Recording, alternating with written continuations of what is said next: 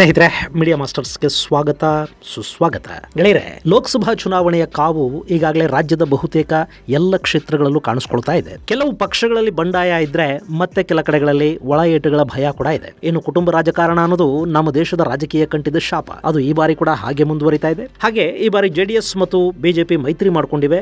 ಕಾಂಗ್ರೆಸ್ ರಾಜ್ಯದಲ್ಲಿ ಅಧಿಕಾರದಲ್ಲಿದೆ. ಹೀಗಾಗಿ ಯಾರು ಹೆಚ್ಚು ಸೀಟುಗಳನ್ನು ಗೆಲ್ತಾರೆ ಅನ್ನೋ ಪ್ರಶ್ನೆ ಹಾಗೂ ಇಬ್ಬರ ನಡುವೆ ಒಂದು ಪೈಪೋಟಿ ಕೂಡ ಈ ಬಾರಿ ಇದ್ದೇ ಇರುತ್ತೆ. ಕಳೆದ ಬಾರಿಗಿಂತ ಹೆಚ್ಚಿನ ಸೀಟುಗಳನ್ನು ಈ ಬಾರಿ ಗೆಲ್ಲಬೇಕು.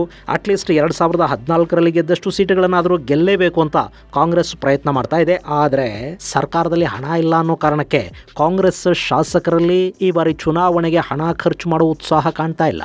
ಹೀಗಾಗಿ ಚುನಾವಣೆಯನ್ನು ಜಿಲ್ಲಾ ಉಸ್ತುವಾರಿ ಸಚಿವರ ಕೊರಳುಗಳಿಗೆ ಹಾಕಲಾಗಿದೆ ಮತ್ತು ಅಳೆದು ತೂಗಿ ಹಣ ಖರ್ಚು ಮಾಡಬಲ್ಲ ಅಭ್ಯರ್ಥಿಗಳನ್ನು ಆಯ್ಕೆ ಮಾಡಿದ್ದಾರೆ. ಕೆಲ ಕಡೆಗಳಲ್ಲಿ ಅಚ್ಚರಿಯ ಅಭ್ಯರ್ಥಿಗಳು ಕಣಕ್ಕಿಳಿದಿದ್ದಾರೆ. ಅಂಥ ಕ್ಷೇತ್ರಗಳ ಪೈಕಿ ತುಂಬ ಜಿದ್ದಾಜಿದ್ದಿ ಕಾಣ್ತಾ ಇರೋದು ಹಾಸನ, ದಕ್ಷಿಣ ಕನ್ನಡ ಹಾಗೂ ಉಡುಪಿ ಚಿಕ್ಕಮಗಳೂರು ಕ್ಷೇತ್ರಗಳು. ಅಲ್ಲಿ ಒಂದು ಕಡೆ ಮಾಜಿ ಪ್ರಧಾನಿಗಳ ಮೊಮ್ಮಗ, ಮತ್ತೊಂದು ಕಡೆ ಮಾಜಿ ಸಚಿವ ಜನಾರ್ದನ ಪೂಜಾರಿ ಅವರ ಅತ್ಯಾಪ್ತ, ಮಗದೊಂದು ಕಡೆ ತುಂಬಾ ಸಜ್ಜನ ಆದರೆ ಪಕ್ಷಾಂತರಿ ಜಯಪ್ರಕಾಶ್ ಹೆಗಡೆ ಕಣದಲ್ಲಿದ್ದಾರೆ. ಹಾಗಾದ್ರೆ ಈ ಮೂರು ಕ್ಷೇತ್ರಗಳ ಪೈಪೋಟಿ ಹೇಗಿದೆ, ಆ ಕ್ಷೇತ್ರಗಳ ಇತಿಹಾಸ ಏನು, ಬನ್ನಿ ನೋಡೋಣ.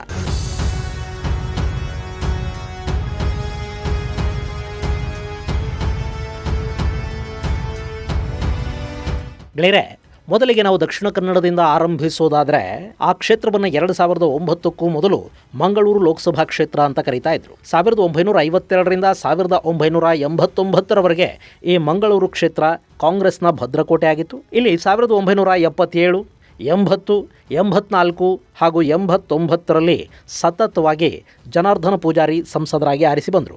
ಆದರೆ ರಾಮಜನ್ಮಭೂಮಿ ವಿವಾದ ಶುರುವಾದ ಮೇಲೆ ಮಂಗಳೂರು ಕ್ಷೇತ್ರದ ಮತದಾರ ಕಾಂಗ್ರೆಸ್ ಪಕ್ಷವನ್ನು ದೂರ ಇಡೋದಕ್ಕೆ ಶುರು ಮಾಡಿದ. 1991ರಿಂದ ಇಲ್ಲಿವರೆಗೆ ನಡೆದಿರುವ 8 ಚುನಾವಣೆಗಳಲ್ಲೂ ಸತತವಾಗಿ ಅಲ್ಲಿ ಕೈ ಮಕಾಡೆ ಮಲಗಿತು, ಕಮಲ ಅರಳಿ ನಿಂತುಕೊಳ್ತು. 1991, 96, 98 ಹಾಗೂ 99ರಲ್ಲಿ ಈ ಕ್ಷೇತ್ರದಿಂದ ವಿ ಧನಂಜಯ ಕುಮಾರ್ ಸತತವಾಗಿ ಸಂಸದರಾಗಿ ಆರಿಸಿ ಬಂದರು. 2004ರಲ್ಲಿ ಸದಾನಂದ ಗೌಡ ಇಲ್ಲಿಂದ ಸಂಸದರಾದರು. ಅಲ್ಲಿವರೆಗೆ ಈ ಕ್ಷೇತ್ರದ ವ್ಯಾಪ್ತಿ ವಿರಾಜಪೇಟೆ, ಮಡಿಕೇರಿ ಹಾಗೂ ಸೋಮವಾರಪೇಟೆ ವಿಧಾನಸಭಾ ಕ್ಷೇತ್ರಗಳನ್ನು ಒಳಗೊಂಡಿತ್ತು. ಆದರೆ 2009ರ ನಂತರ ಕ್ಷೇತ್ರದ ವ್ಯಾಪ್ತಿ ಬದಲಾಯಿತು. ಕೊಡಗಿನ ಕ್ಷೇತ್ರಗಳು ಮೈಸೂರಿನ ಪಾಲಾದವು. ಇನ್ನುಳಿದ ಹಾಗೆ ಮಂಗಳೂರು ನಗರದ ಉತ್ತರ ಮತ್ತು ದಕ್ಷಿಣ ಕ್ಷೇತ್ರಗಳು, ಉಳ್ಳಾಲ ಕ್ಷೇತ್ರ, ಸುಳ್ಯ, ಪುತ್ತೂರು, ಬಂಟ್ವಾಳ, ಮೂಡಬಿದಿರೆ, ಬೆಳ್ತಂಗಡಿ ಕ್ಷೇತ್ರಗಳು ಸೇರಿ ದಕ್ಷಿಣ ಕನ್ನಡ ಲೋಕಸಭಾ ಕ್ಷೇತ್ರ ಅಂತ ಅನ್ನಿಸ್ಕೊಳ್ತು. ನಳಿನ್ ಕುಮಾರ್ ಕಟೀಲ್ 2009ರಲ್ಲಿ ಬಿಜೆಪಿಯಿಂದ ಸ್ಪರ್ಧಿಸಿದರು.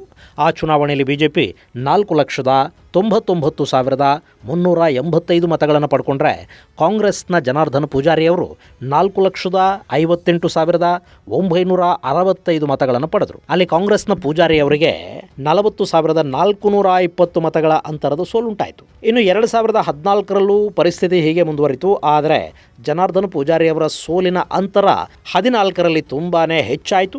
1,43,709 ಮತಗಳ ಅಂತರದಲ್ಲಿ ನಳಿನ್ ಕುಮಾರ್ ಕಟೀಲ್ ಅಲ್ಲಿ ಆರಿಸಿ ಬಂದರು. ಇನ್ನು 2019ರಲ್ಲಿ ಈ ಕ್ಷೇತ್ರದಲ್ಲಿ ಹೆಚ್ಚು ಜಿದ್ದಾಜಿದ್ದಿಯನ್ನು ಕಾಣಲಿಲ್ಲ. ನಳಿನ್ ಕುಮಾರ್ ಕಟೀಲ್ 7,74,285 ಮತಗಳನ್ನು ಪಡೆಯೋದರ ಮೂಲಕ ಕಾಂಗ್ರೆಸ್ನ ಮಿಥುನ್ ರೈ ಅವರನ್ನು 2,74,621 ಮತಗಳ ಅಂತರದಲ್ಲಿ ಸೋಲಿಸಿದರು. ಈ ಮೂಲಕ ದಕ್ಷಿಣ ಕನ್ನಡದಲ್ಲಿ ಮತ್ತೆ ಬಿಜೆಪಿಯದ್ದೇ ಬಾವುಟ ಹಾರಿತು. ಆದರೆ ಈ ಬಾರಿಯಲ್ಲಿ ಪರಿಸ್ಥಿತಿ ಬದಲಾಗಿದೆ. ಏನಾದರೂ ಮಾಡಿ ಕ್ಷೇತ್ರವನ್ನು ಕಿತ್ಕೋಬೇಕು ಅನ್ನೋ ನಿಟ್ಟಲ್ಲಿ ಕಾಂಗ್ರೆಸ್ ಪಕ್ಷ ಹೊರಟಿದೆ.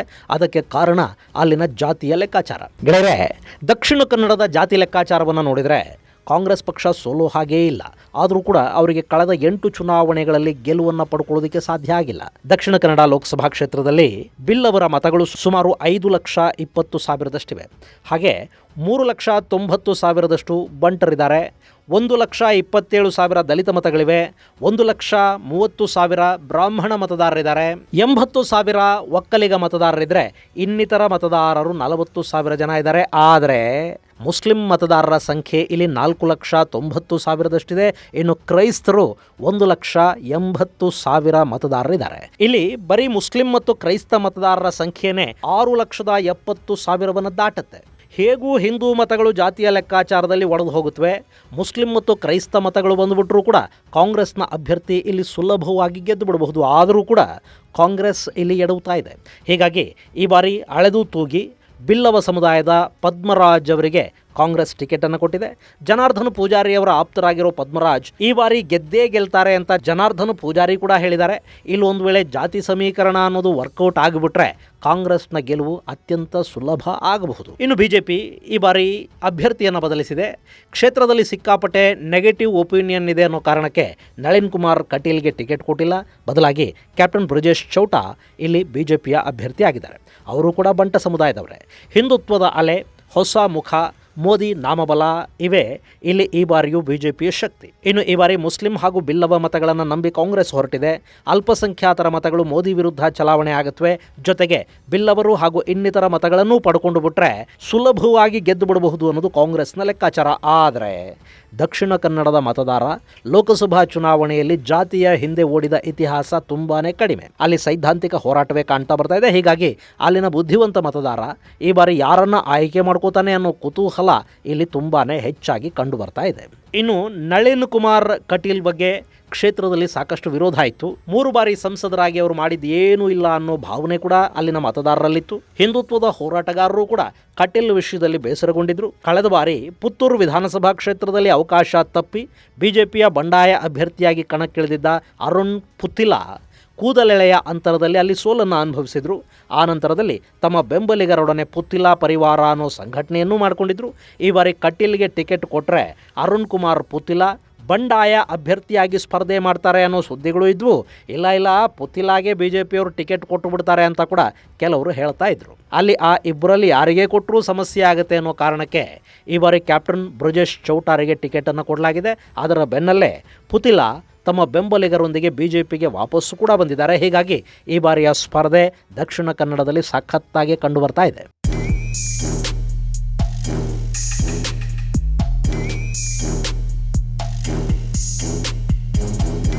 ಇನ್ನು ದಕ್ಷಿಣ ಕನ್ನಡದ ನಂತರ ಪಕ್ಕದಲ್ಲೇ ಇರೋ ಉಡುಪಿ ಬಗ್ಗೆ ನಿಮಗೆ ಹೇಳಬೇಕು. ಅದಕ್ಕಿಂತ ಮೊದಲು ಇನ್ನೊಂದು ಹೈ ವೋಲ್ಟೇಜ್ ಕ್ಷೇತ್ರ ಹಾಸನದ ಬಗ್ಗೆ ಹೇಳ್ಬಿಡ್ತೀನಿ ಕೇಳಿ. 2019 ಚುನಾವಣೆಯಲ್ಲಿ JDS ಗೆದ್ದಿದ್ದ ಏಕೈಕ ಕ್ಷೇತ್ರ ಈ ಹಾಸನ ಲೋಕಸಭಾ ಕ್ಷೇತ್ರ. ಪ್ರಜ್ವಲ್ ರೇವಣ್ಣ ಇಲ್ಲಿ ಹಾಲಿ ಸಂಸದ. ಈ ಬಾರಿ ಬಿಜೆಪಿ ಹಾಗೂ JDS ಮೈತ್ರಿ ಅಭ್ಯರ್ಥಿಯಾಗಿ ಪ್ರಜ್ವಲ್ ಕಣದಲ್ಲಿದ್ದಾರೆ. ಈಗಾಗಲೇ JDS ಇಲ್ಲಿ ಚುನಾವಣಾ ಪ್ರಚಾರವನ್ನು ಆರಂಭ ಕೂಡ ಮಾಡಿದೆ. HD ದೇವೇಗೌಡರು, ಕುಮಾರಸ್ವಾಮಿ ಸಾಲು ಸಭೆಗಳನ್ನು ಮಾಡ್ತಾ ಇದ್ದಾರೆ. ಈ ಬಾರಿ ಏನಾದರೂ ಮಾಡಿ ಕ್ಷೇತ್ರವನ್ನು ಉಳಿಸ್ಕೊಳ್ಳೇಬೇಕು, ಆ ಮೂಲಕ ಪಕ್ಷದ ಬೇರುಗಳನ್ನು ಗಟ್ಟಿಗೊಳಿಸಬೇಕು ಅನ್ನೋ ನಿಟ್ಟಲ್ಲಿ ದೇವೇಗೌಡರು ಪ್ರಯತ್ನವನ್ನು ಮಾಡ್ತಾ ಇದ್ದಾರೆ. ಆದರೆ ಇಲ್ಲಿ ಬಿಜೆಪಿಯ ಕೆಲ ನಾಯಕರು ಪ್ರಜ್ವಲ್ ರೇವಣ್ಣ ಅವರ ಸ್ಪರ್ಧೆಗೆ ವಿರೋಧವನ್ನು ವ್ಯಕ್ತಪಡಿಸಿದರು. ಪ್ರಜ್ವಲ್ ಬಿಟ್ಟು ಬೇರೆ ಯಾರಿಗಾದರೂ ಟಿಕೆಟ್ ಕೊಡಿ ಅನ್ನೋ ಮಾತು ಬಿಜೆಪಿ ಹಾಗೂ JDS ಕಾರ್ಯಕರ್ತರಿಂದಲೂ ಕೇಳಿಬಂತು. ಆದರೆ ಹಾಗೇನಾದರೂ ಮಾಡಿಬಿಟ್ರೆ ದೇವೇಗೌಡರು ಮನೆಯೇ ಒಡೆದು ಹೋಗೋ ಸಾಧ್ಯತೆಗಳಿರುತ್ತವೆ. ಕ್ಷೇತ್ರಕ್ಕಿಂತ ಕುಟುಂಬ ಮುಖ್ಯ. ಹೀಗಾಗಿ ಕುಮಾರಸ್ವಾಮಿನೇ ಇಂಟ್ರೆಸ್ಟ್ ತಗೊಂಡು ಎಲ್ಲರ ಮನವೊಲಿಸಿ ಪ್ರಜ್ವಲ್ಗೆ ಟಿಕೆಟ್ ಅನ್ನು ಕೊಟ್ಟಿದ್ದಾರೆ. ಖುದ್ದು ದೇವೇಗೌಡರು ಪ್ರಚಾರಕ್ಕೆ ಬರ್ತಾ ಇದ್ದಾರೆ. ಹಾಸನ ಕ್ಷೇತ್ರದಲ್ಲಿ JDSಗೆ ತನ್ನದೇ ಆದ ಶಕ್ತಿ ಇದೆ. ಸೊ ನಾವು ಏಕಾಂಗಿಯಾಗಿ ಸ್ಪರ್ಧೆ ಮಾಡಿದರೂ ಕೂಡ ಅಲ್ಲಿ ಜಯ ನಮಗೆ ಸಿಗುತ್ತೆ ಅನ್ನೋ ಕಾನ್ಫಿಡೆನ್ಸು JDS ಕಾರ್ಯಕರ್ತರದ್ದು. ಇನ್ನು ಪ್ರಜ್ವಲ್ ರೇವಣ್ಣ ವಿರುದ್ಧ ಪೈಪೋಟಿಗೆ ಇಲ್ಲಿ ಕಾಂಗ್ರೆಸ್ ಕೂಡ ಯುವ ಅಭ್ಯರ್ಥಿ ಮಾಜಿ ಸಂಸದ ದಿವಂಗತ G. ಪುಟ್ಟಸ್ವಾಮಿಗೌಡರ ಮೊಮ್ಮಗ ಶ್ರೇಯಸ್ ಪಟೇಲ್ರನ್ನ ಕಣಕ್ಕಿಳಿಸಿದೆ. ಶ್ರೇಯಸ್ ಪಟೇಲ್ ಲೋಕಸಭಾ ಚುನಾವಣೆಯಲ್ಲಿ ಇದೇ ಮೊದಲ ಬಾರಿ ಸ್ಪರ್ಧಿಸ್ತಾ ಇದ್ದಾರೆ. ಆದರೆ ರಾಜಕೀಯ ಹೊಸತೇನಲ್ಲ. ಇವರು ತಾತ ಪುಟ್ಟಸ್ವಾಮಿಗೌಡರು ಈ ಹಿಂದೆ ಅಂದರೆ 1999 ಲೋಕಸಭಾ ಚುನಾವಣೆಯಲ್ಲಿ ಮಾಜಿ ಪ್ರಧಾನಿ ದೇವೇಗೌಡರನ್ನ ಸೋಲಿಸಿದ್ರು ಅನ್ನೋದನ್ನ ನಾವಿಲ್ಲಿ ನೆನಪು ಮಾಡ್ಕೋಬೇಕು. ಅಷ್ಟೇ ಅಲ್ಲದೆ ಕಳೆದ ವಿಧಾನಸಭಾ ಚುನಾವಣೆಗಳ ಸಂದರ್ಭದಲ್ಲಿ ಶ್ರೇಯಸ್ ಪಟೇಲ್ ಹೊಳೆನರಸೀಪುರದಲ್ಲಿ ಕೂದಲೆಳೆಯ ಅಂತರದಲ್ಲಿ HD ರೇವಣ್ಣ ವಿರುದ್ಧ ಸೋತಿದ್ರು. ಅವರಿಗೆ ಶಿವಲಿಂಗೇಗೌಡ, ಹಾಸನ ಉಸ್ತುವಾರಿ ಸಚಿವ KN ರಾಜಣ್ಣ ಅವರ ಬೆಂಬಲ ಕೂಡ ಇದೆ.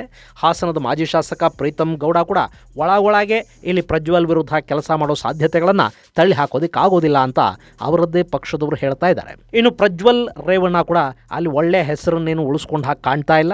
ಕಳೆದ ಬಾರಿ ಸಿಕ್ಕ ಅವಕಾಶವನ್ನು ಸದ್ಬಳಕೆ ಮಾಡಿಕೊಳ್ಳೋದು ಆ ಯುವ ನಾಯಕನಿಗೆ ಸಾಧ್ಯ ಆದಂತಿಲ್ಲ. ಹೀಗಾಗಿ ಹಾಸನದಲ್ಲಿ ಬಾರಿ ಪ್ರಜ್ವಲ್ ರೇವಣ್ಣ ಗೆಲುವಿನ ಹಾದಿ ಖಂಡಿತ ಸುಲಭ ಅಲ್ಲ. ಅಲ್ಲೊಂದು ಟಫ್ ಫೈಟ್ ಇರುತ್ತೆ.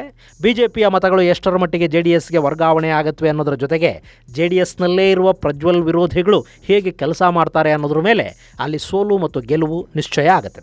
ಸೊ ಈ ಬಾರಿಯ ಚುನಾವಣೆಯಲ್ಲಿ ಹಾಸನ ಕೂಡ ಜಿದ್ದಾಜಿದ್ದಿನ ಕಣವಾಗಿ ಬದಲಾಗ್ತಾ ಇದೆ. ಹಾಸನ ಕ್ಷೇತ್ರ ಒಕ್ಕಲಿಗ ಪ್ರಾಬಲ್ಯದ ಕ್ಷೇತ್ರವೇ ಆಗಿದ್ರೂ ಅಲ್ಲಿ ಲಿಂಗಾಯತರು ಹಾಗೂ ಪರಿಶಿಷ್ಟ ಮತಗಳು ಕೂಡ ತುಂಬಾ ಹೆಚ್ಚಿನ ಪ್ರಮಾಣದಲ್ಲೇ ಇವೆ.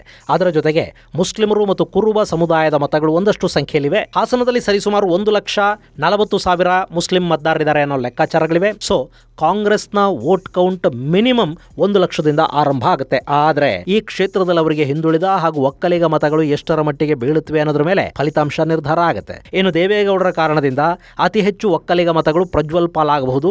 ಹಾಗೇನೆ ಬಿಜೆಪಿಗೆ ನಿಷ್ಠರಾಗಿರುವ ಒಂದಷ್ಟು ಮತಗಳು ಮೋದಿ ಹೆಸರಲ್ಲಿ ಪ್ರಜ್ವಲ್ಗೆ ಸಿಗಬಹುದು. ಇದು ಪ್ರಜ್ವಲ್ಗೆ ಪ್ಲಸ್ ಪಾಯಿಂಟ್. ಇನ್ನು ಕುರುಬ ಸಮುದಾಯದ ಮತಗಳು ಸಿದ್ದರಾಮಯ್ಯ ಅಲ್ಲಿಗೆ ಪ್ರಚಾರಕ್ಕೆ ಹೋದ್ರೆ ಕಾಂಗ್ರೆಸ್ಗೆ ಹೋಗುತ್ತವೆ. ಇಲ್ಲದೇ ಇದ್ರೆ ಅಲ್ಲಿ ಬೇರೆ ಸಂದೇಶ ರವಾನೆ ಆಗುತ್ತೆ. ಯಾಕೆ ಅಂದ್ರೆ ರೇವಣ್ಣ ಹಾಗೂ ಸಿದ್ದರಾಮಯ್ಯ ಸಂಬಂಧಗಳು ಚೆನ್ನಾಗಿವೆ ಅನ್ನೋದು ಕ್ಷೇತ್ರದ ಮತದಾರರ ಅಭಿಪ್ರಾಯ. ಸೊ ಇಲ್ಲಿ ಕುರುಬ ಮತದಾರರ ಮೇಲೆ ಯಾರು ಪ್ರಭಾವವನ್ನು ಬೀರ್ತಾರೆ ಅನ್ನೋದನ್ನ ಕಾದು ನೋಡಬೇಕು. ಇನ್ನು ಈ ಹಾಸನ ಕ್ಷೇತ್ರದಲ್ಲಿ ಹಾಸನ ನಗರ, ಅರಸೀಕೆರೆ, ಬೇಲೂರು, ಶ್ರವಣಬೆಳಗೊಳ, ಹೊಳೆನರಸೀಪುರ, ಸಕಲೇಶಪುರ ಹಾಗೂ ಅರಕಲಗೂಡು ಕ್ಷೇತ್ರಗಳು ಸೇರ್ಕೊಳ್ಳುತ್ತವೆ. ಅದರ ಜೊತೆಗೆ ಚಿಕ್ಕಮಗಳೂರು ಜಿಲ್ಲೆಯ ಕಡೂರು ಕ್ಷೇತ್ರ ಕೂಡ ಹಾಸನ ಲೋಕಸಭಾ ಕ್ಷೇತ್ರಕ್ಕೆ ಸೇರುತ್ತೆ. ಇಲ್ಲಿ ತಲಾ 2 ಕ್ಷೇತ್ರಗಳಲ್ಲಿ ಕಾಂಗ್ರೆಸ್ನ ಶಾಸಕರಿದ್ದಾರೆ, ಹಾಗೆ 2 ಕ್ಷೇತ್ರಗಳಲ್ಲಿ ಬಿಜೆಪಿಯ ಶಾಸಕರು ಇದ್ದಾರೆ, 4 ಕ್ಷೇತ್ರಗಳಲ್ಲಿ ಜೆಡಿಎಸ್ನ ಶಾಸಕರಿದ್ದಾರೆ. ಹೀಗಾಗಿ ಮೇಲ್ನೋಟಕ್ಕೆ ಈ ಕ್ಷೇತ್ರದಲ್ಲಿ ಜೆಡಿಎಸ್ನ ಶಕ್ತಿ ಸ್ವಲ್ಪ ಹೆಚ್ಚಾಗಿ ಕಾಣುತ್ತಾದರೂ ಒಳ ಏಟುಗಳಲ್ಲಿ ಎಷ್ಟರ ಮಟ್ಟಿಗೆ ಕೆಲಸ ಮಾಡುತ್ತವೆ ಅನ್ನೋದನ್ನ ಕಾದು ನೋಡಬೇಕು.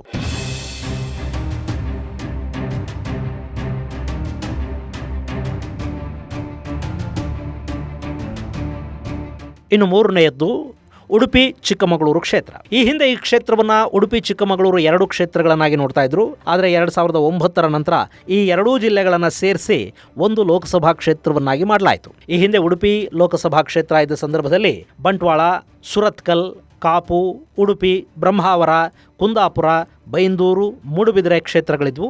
ಆಗ ಈ ಕ್ಷೇತ್ರದಲ್ಲಿ ಕಾಂಗ್ರೆಸ್ನ ಕಾರುವಾರ ನಡೀತಾ ಇತ್ತು. 1991ರ ನಂತರ ಮಂಗಳೂರು ಕ್ಷೇತ್ರ ಬಿಜೆಪಿಯ ಹಿಡಿತಕ್ಕೆ ಸಿಕ್ತಾದರೂ ಉಡುಪಿ ಮಾತ್ರ ಕಾಂಗ್ರೆಸ್ನ ಭದ್ರಕೋಟೆನೇ ಆಗಿತ್ತು. 1952ರಿಂದ 2004ರವರೆಗೆ ನಡೆದ ಚುನಾವಣೆಗಳಲ್ಲಿ 1 ಬಾರಿ ಸ್ವತಂತ್ರ ಪಕ್ಷ ಹಾಗೂ 2 ಬಾರಿ ಬಿಜೆಪಿ ಮಾತ್ರ ಇಲ್ಲಿ ಗೆಲುವು ಸಾಧಿಸೋದಕ್ಕೆ ಸಾಧ್ಯ ಆಗಿತ್ತು. ಉಳಿದಂತೆ ಕಾಂಗ್ರೆಸ್ನ ಆಧಿಪತ್ಯನೇ ಇಲ್ಲಿತ್ತು.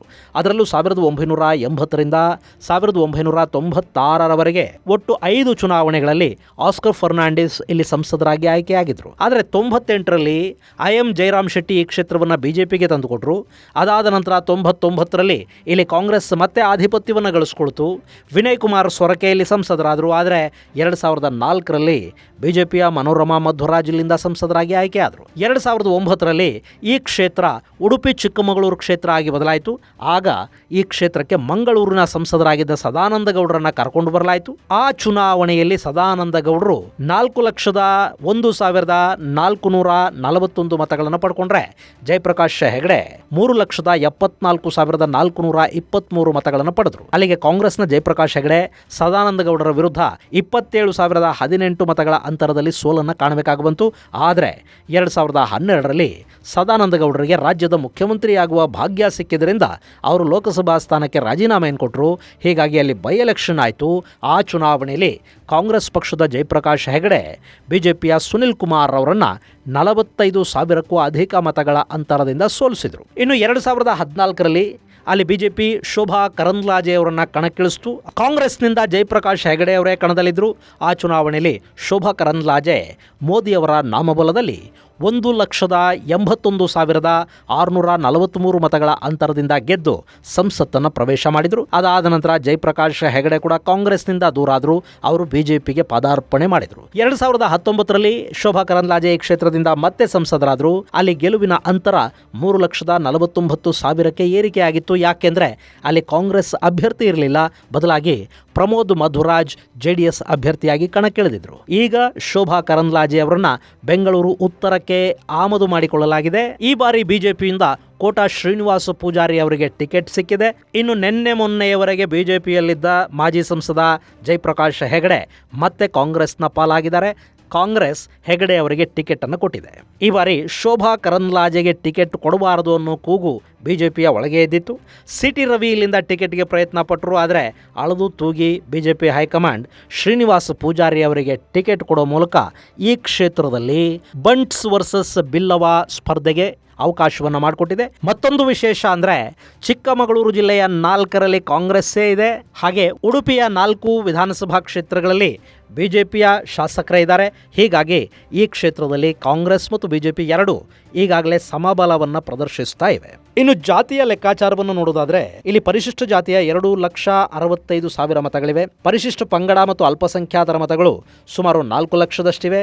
ಇದಲ್ಲದೆ 1,55,000 ಬಿಲ್ಲವ, 1,31,000 ಬಂಟ, 1,04,000 ಮೊಗವೀರರು, 1,05,000 ಒಕ್ಕಲಿಗರು, 74,000 ಬ್ರಾಹ್ಮಣ ಮತದಾರರು, 54,000 ಕುರುಬ ಮತದಾರರಿದ್ದಾರೆ. ಬೇರೆ ಹಾಗೆ ನೋಡಿದರೆ ಈ ಕ್ಷೇತ್ರದಲ್ಲಿ ಪರಿಶಿಷ್ಟ ಜಾತಿ, ಪರಿಶಿಷ್ಟ ಪಂಗಡ ಮತ್ತು ಅಲ್ಪಸಂಖ್ಯಾತ ಮತದಾರರದ್ದು ಮೇಲುಗೈ. ಇಲ್ಲಿ ಅಲ್ಪಸಂಖ್ಯಾತರು 1,80,000 ಹಾಗೆಯೇ ಕ್ಷೇತ್ರದಲ್ಲಿ ಸಾಕಷ್ಟು ಸಮಸ್ಯೆಗಳೂ ಇವೆ.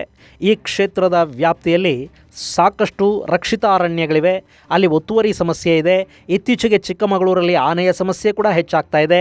ಹಾಗೆ ಉಡುಪಿ ಭಾಗದಲ್ಲಿ ಮೀನುಗಾರರ ಸಮಸ್ಯೆಗಳು ಇನ್ನೂ ಸಂಪೂರ್ಣವಾಗಿ ಬಗೆಹರಿದಿಲ್ಲ.